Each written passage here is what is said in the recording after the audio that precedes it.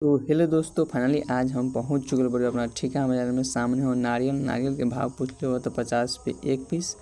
संतरा के दाम पूछ ले हो तो 100 रुपये किलो। आगे आओ देखा लो। ये हो केरा के भाव पूछ लो तो 50 रुपये दर्जन। घौर के दाम पूछ लो तो 500 रुपये घौर। ये हो देखा बतासा 100 रुपये किलो हो। ये हो देखा पूरा।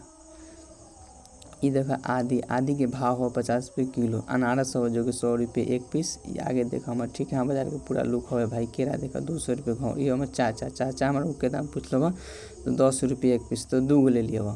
ये देखा कोसिया में धरे वाला और पात हो। और केरा हवा जो केरा हमारे 200 रुपये घाव और ठीक है बाजार में भाई देख सकता रहा।